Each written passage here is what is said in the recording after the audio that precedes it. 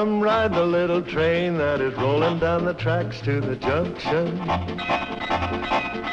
Forget about your cares, it is time to relax at the junction. Lots of curves, you bet, and even more when you get to the junction. Petticoat Junction. There's a little hotel called the Shady Rest at the junction. Petticoat Junction. It is run by Kate. Come and be her guest at the junction. Petticoat Junction. And that's Uncle Joe. He's a moving kind of slow at the junction. Petticoat Junction.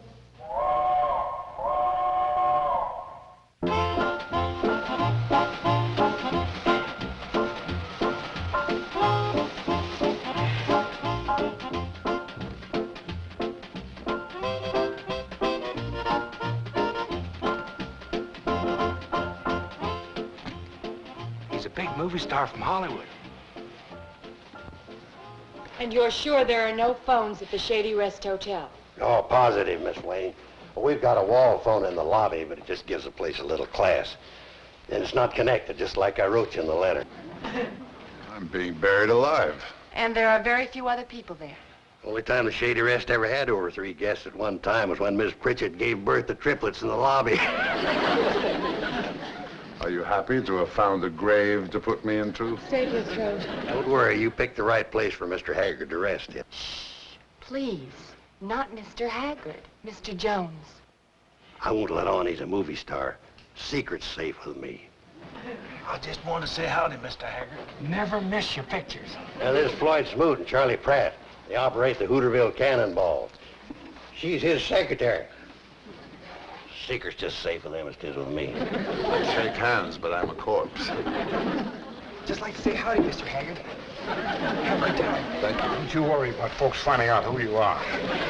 I'd like to get your autograph for my granddaughter. Just sign it, Mr. Jones. She'll know. My dear lady, Save your throat. And the secret is safe with all these people. Well, I wouldn't have told them if they couldn't be trusted. Mr. Carson, I hope I didn't make a mistake. It's terribly important for Mr. Haggard to have 2 weeks of complete rest and privacy. Miss Wayne, everything I wrote in that letter was gospel. Are you sure? No attractive females?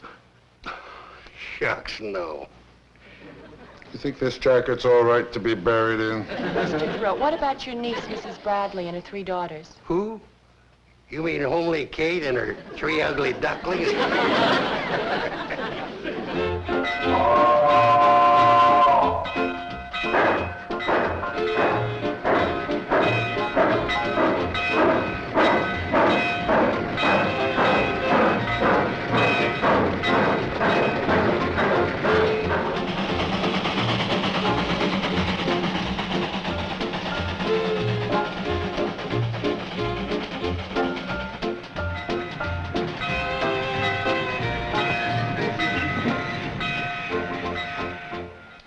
Right this way, folks.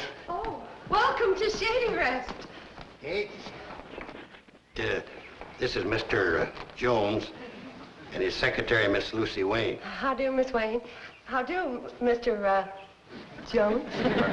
Let me take your suitcase. Oh, no, please. Oh, well, let's come right this way. That's your niece, Mrs. Bradley?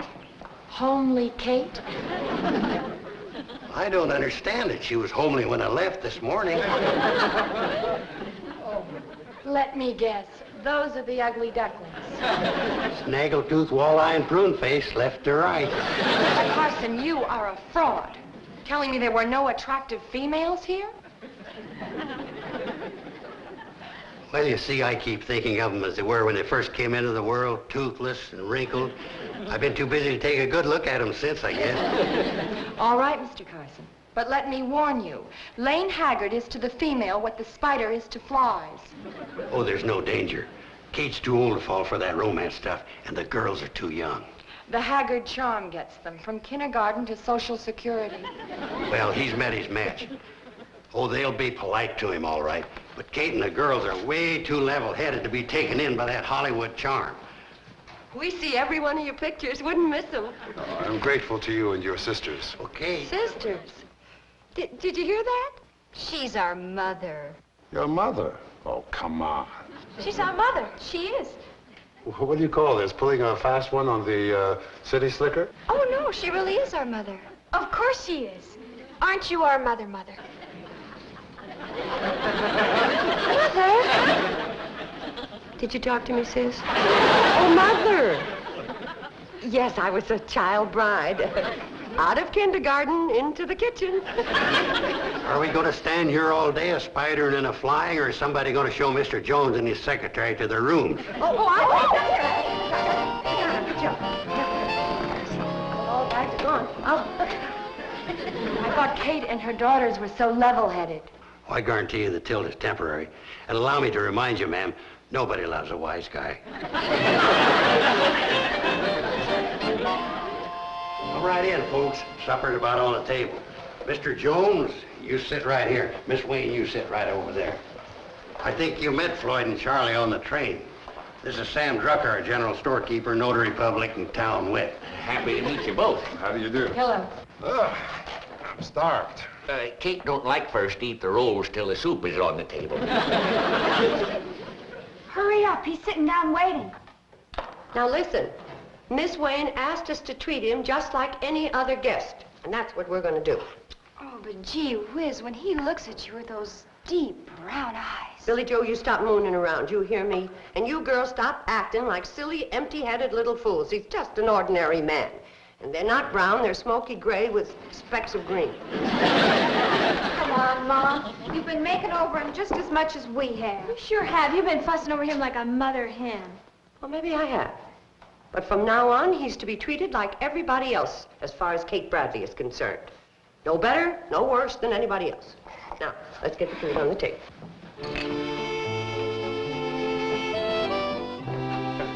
It's the gospel. That's exactly the way it happened. Hey, here comes the food. Soup time.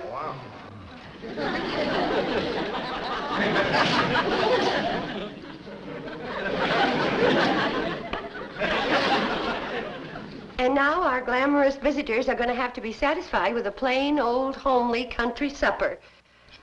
Like us simple folk have to get along on every day. French onion soup, beef stroganoff, asparagus hollandaise, Waldorf salad, and cherries jubilee.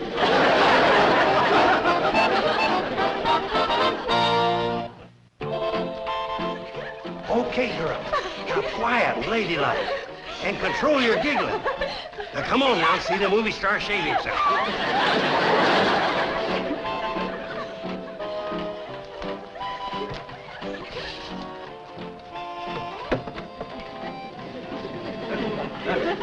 Gee. All right, you've had your 15 cents worth. Wowee. Next. Oh, my gosh. Wait a minute. That'll be another nickel a head, girls. I didn't know he had his shirt off. And I am deeply touched that you named your baby after me. Sincerely yours, and so forth. Ah, that's enough fan mail. I want to write a letter to Darryl Zanuck about the, Shall I close the curtains? Are you kidding? I'm getting 10 cents a head. Some people have to breathe to live. All you need is an audience. Okay, so I'm a ham. Ham. Lane, when your turn comes to die, if there's an audience, I don't think you'll go. When you get through abusing me, we'll get back to work. Come in.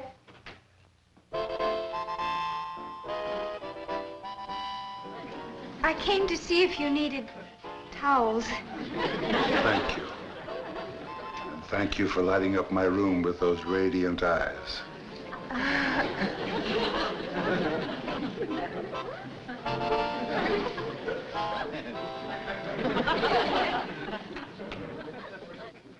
Lighting up the room?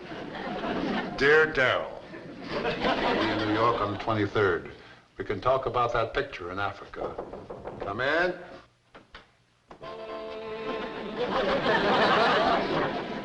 I brought you some towels. Thank you. If this rose could see you, it would die with envy.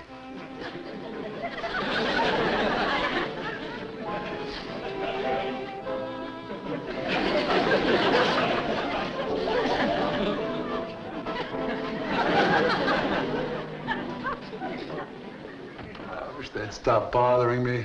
Yeah, and the vicious way that you discourage them. You think they take the hint? I have to be kind to women. It's my duty. Duty? Well, naturally. If heaven gives you a voice, you're obligated to sing. Lane, heaven gave Leonard Bernstein a talent, too, but he doesn't start conducting every time he sees a musician. I wish I had the nerve to fire you.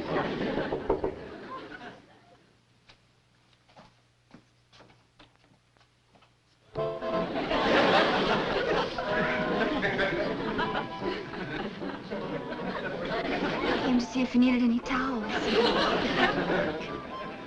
But now I'll have to stop shaving till I get over the effect of those disturbing eyes.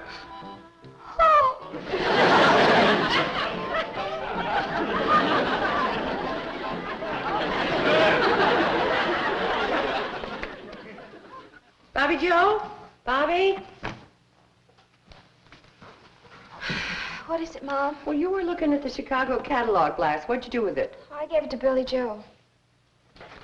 Mom, do you think a young girl from a small country town could find happiness as the wife of a Hollywood star? Well, our gal Sunday did fine with an English lord. So I don't see why you... On second thought, a combination like that could only lead to pure misery. Mom, I'm surprised at you. Taking such an old-fashioned attitude. Here's a catalog. I figured you'd be looking for it. What's wrong? You'll never believe this, but your sister, Bobby Joe, is entertaining romantic ideas about Mr. Haggard. Well, that's the most ridiculous thing I've heard in my whole life. Well, sure glad to see that you think it's foolish. I'm the one he's stuck on. Oh, my goodness. He's stuck on you? Is he ever? Well, did he tell you in so many words? No, but a woman knows these things. Oh, a woman does she? Oh, yes. She feels it right here, with her woman's intuition.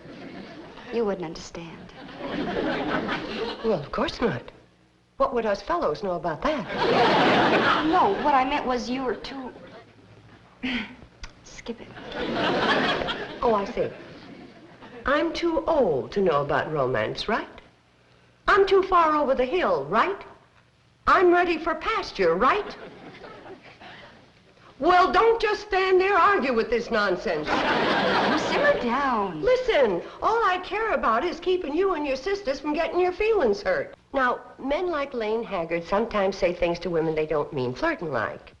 Do you know what I mean, honey? Am I getting through to you? It sure is, and you're right. Good girl. I'm going to go down tomorrow and tell that naughty Lane to stop flirting with Bobby and Betty. I need help. Uncle Joe, he's not here. Well, that's a help. What's wrong, Mom? You look worried. Oh, it's nothing, honey. I just want to talk to Uncle Joe. He's bedding down the chickens. What's the trouble? It's nothing I'd bother you with, baby. You're too young for such things. Thank goodness for that. Being young can have its problems, like the one I'm having right now. What's that, baby? Something to do with school? Yes. I'm set on graduating, Mom. Well, of course you're going to graduate. What's the problem? You think Mr. Haggard will mind waiting 3 years?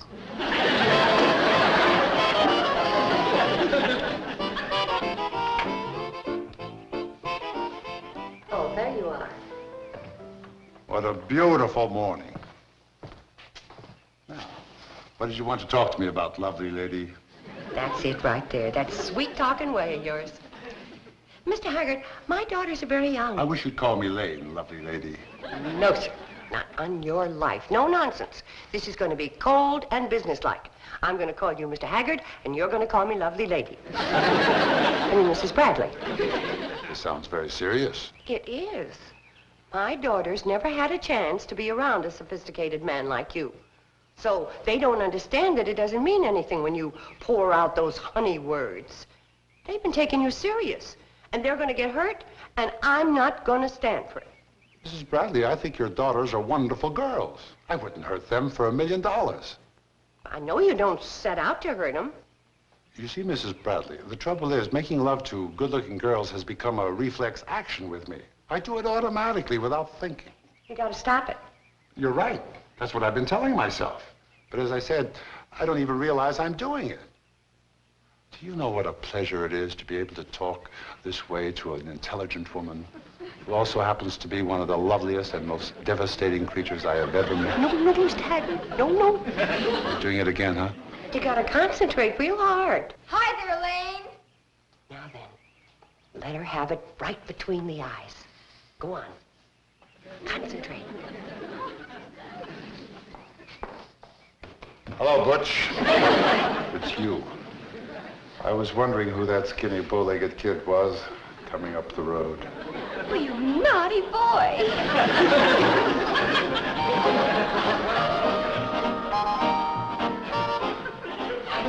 The new words were fine, but you're still singing the same old music.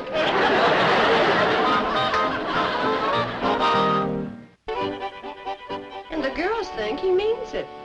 Mrs. Bradley, Hollywood is full of girls who thought he meant it. Why do you think we're hiding out like this? You don't say. I know of 10 women who expect to marry him, and 18 more who think he's madly in love with them. And all because he simply cannot resist exercising his charm on a pretty face. You know something? What he needs to do is find a nice girl and get married. I know a nice girl who's been trying to sell him that idea for 4 years. Really? What, do you think she'd be good for him? I think I'd be great for him. Oh, you mean you? Me is exactly whom I mean. Well, what do you know? Has he shown any interest? Yeah, well, Lane is the most wedding-shy man I've ever met. The sad part is he admits he loves me, and I know I could make him happy. He's afraid of marriage, huh? The sound of wedding bells, he disappears in a puff of smoke. Well, don't you give up. You're a very sweet young lady, and you'll get him yet. But how? I can't force myself on him. Why not? Listen, if they waited for the sheep to walk into the butcher shop, it'd be a long time between lamb chops. You may be right, but I suppose I have too much pride. Afternoon, Miss Wayne. Kate, could I see you for a minute? I have some work to do in my room. I'll see you later.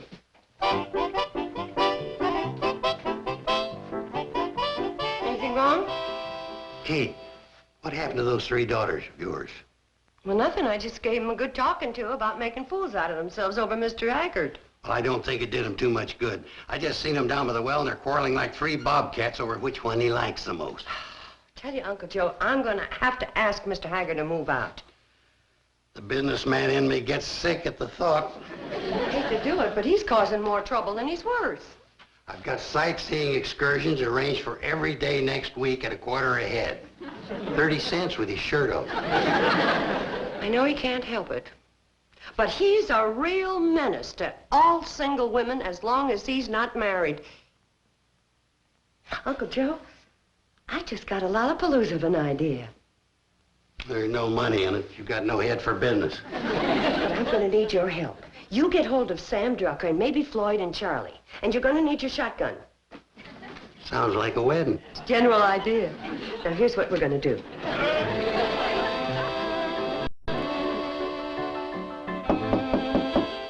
Coming. Lane! Mrs. Bradley, stop it! Mrs. Bradley! I just can't help myself. I've been thinking about all the things you said. How you feel at home with me because I'm so mature. How pretty you think I am. What are you talking about? Lane, I'm talking about love. I'm talking about us. You and me? Oh, I've been fighting it, all right. First, I thought it was silly. You and me getting married. Married? After all, you're Younger than I am by weeks. And then I realized it was fate that brought you here. Now, wait a minute. Yes. Now I know why I said no to Eldridge Wormser, harness salesman from Medicine Bend. And it was for you that I turned down Walter Schwartz, one of the best Mr. Bones that Simpson's traveling minstrels ever had. It was fate saving me for you. Kiss me, Lane. Now, look, Mrs. Bradley, this is... You're fighting it. You never felt such an overwhelming emotion, and it scares you. You've got to listen to me. I'm listening to my heart. It's saying, Lane loves me. Lane loves me. He does not. He does not. Go ahead. Fight it, you foolish boy. Hollywood will accept me. I'll fit in. I learn fast. In no time at all, I'll be jumping in the swimming pool with my clothes on, and every now and then we can get a divorce. Oh, we'll be so happy. Stop this! This has gone far enough. Are you kidding me? Kidding you? Well, of course not. You do want to marry me, don't you? Marry you? Of course I don't want to marry you. I can't believe my ears. Uncle Joe, Charlie, Floyd. They were right. They said you were a flame, and I was only a foolish moth.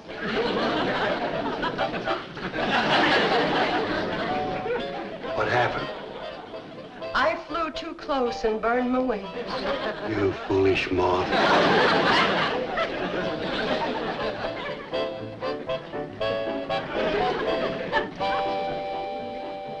I don't know what's going on here. Boys, this movie star's been trifling with Kate's affection. I didn't like his last movie either. I was miscast. My agent talked me into it. What movie was that? He played a minister on this South Sea island. The picture was terrible. Allow me to remind the critics' circle that a woman's heart has just been kicked around like a football. Hanging's too good for him. We don't allow our women to be trifled with. He thinks he's back in Hollywood. I say, if we don't make an example of him, we're going to be flooded with movie stars trifling with our women. He's right. Now is the time to nip it in the bud. Let's leave it up to the little woman who's been trifled with. Kate, do you want to marry this polecat? Not unless he wants to marry me. I got no pride. Do you want to marry her? Of course not. I'll take him anyway. Charlie, Floyd, go get Sam Drucker. Tell him to bring his Justice of the Peace certificate and some cheap rice. Come on. Now, you know as well as I do, you can't make me marry anybody. Why not? Because it's against the law, that's why not. Now, Sam Drucker's the marshal, and he never said anything against shotgun weddings being against the law. Suppose I refuse to go through with it. Well, sure, he could do that. There was that underwear drummer from Charlotte who refused to go through one last April. That's right. What was Judge Drucker's verdict on that? Killed while resisting a wedding. Now, listen, let's talk this over. Let's don't lose our heads. I can't marry Mrs. Bradley. Why not? Well, because You married already? No. You fixing to marry somebody? Come in. I just happened to be passing by. What's going on? Lucy, save me. I was just saying, the only way he's going to get out of marrying me is to marry somebody else. Well, he's in quite a spot, isn't he? Lucy, will you marry me?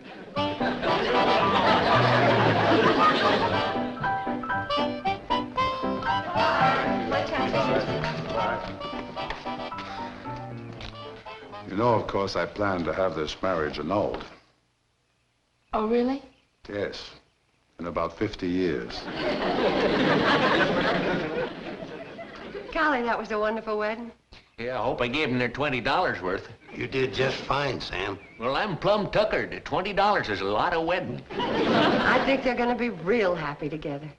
She better treat him right, because I'll always be ready to take him back. So will I. Me too. Silly girl. I just hope he'll be able to get his lovely lady out of his system.